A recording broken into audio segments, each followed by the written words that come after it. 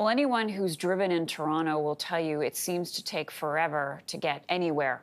And a new poll shows traffic in Canada's biggest city has reached a crisis level. According to the survey by the Toronto Region Board of Trade, 53% of those polled say they've thought about moving away from the region to escape. In the 18 to 34 age group, 64% say they have considered moving out of the city. Joining me now to discuss is Matti Siemiatycki,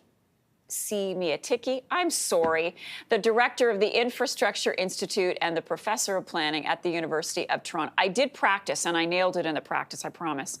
Thank you so much for being with us. I got to begin by getting your reaction to the findings of this survey. Are you surprised at all?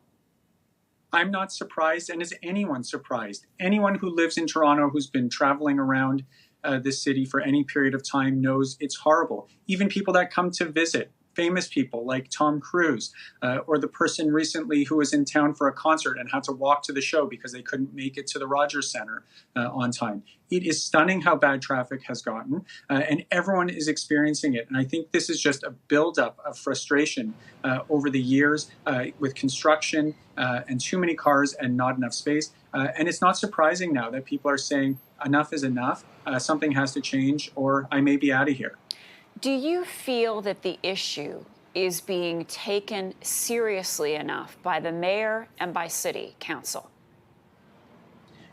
I think they've realized that the amount of construction we're doing is both critically necessary for maintenance, but is also is getting to the point where it's becoming impossible to get around the city. We have to recognize that the province has brought in some measures that have actually encouraged people to drive more.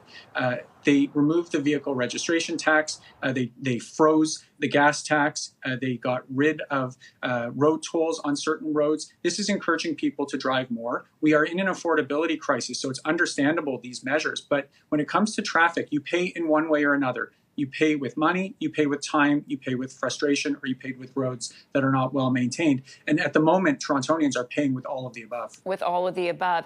And let's talk specifically about the Gardiner, and my apologies to the people across the rest of this country who are thinking, well, it's Toronto, it's busy. But when you look at just this one expressway and we're told it will take 3 years to fix a stretch of highway that I think is something like 600 meters, that's it. What goes through your mind? Aren't there better solutions to tackle these issues? Shouldn't there be alternate plans? I think every Torontonian looks at that and says, did no one think of how we could speed this up? And you hear now that the mayor and the city staff are looking to speed this up. They're looking to move to 24-hour construction. But you do wonder, why was this not thought of before? Part of the reason is cost. It costs far more money to go quicker. And nevertheless, there's a cost of lost productivity and lost time to everyone who's commuting on that highway. So I think with every construction job now, we know we need to do construction in order to keep our roads in a state of good repair, but every project should be scrutinized down to the details of how can it be made to go faster and to be as minimally disruptive as possible. That's what Torontonians demand and deserve at this point, given the state of congestion in the region. Yeah, and as you point out, the traffic problem in Toronto is being called out by a number of people, including celebrities. And according to this study, people don't want to, or this survey, people don't want to go out, they don't want to go to work, or they want to leave the city. And it becomes almost an embarrassment. Are there other cities around the world that Toronto can look to that are busy and that are doing a better job of handling traffic congestion and flow?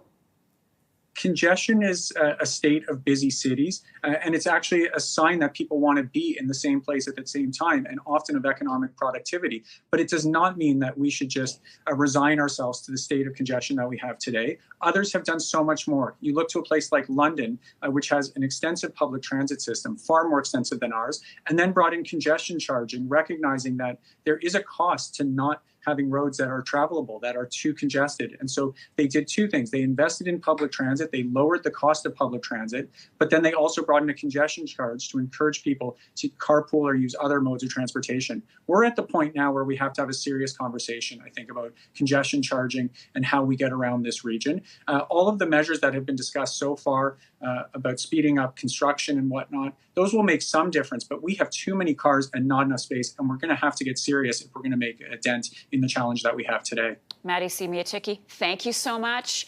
He is the director of the Infrastructure Institute and professor of planning at the University of Toronto.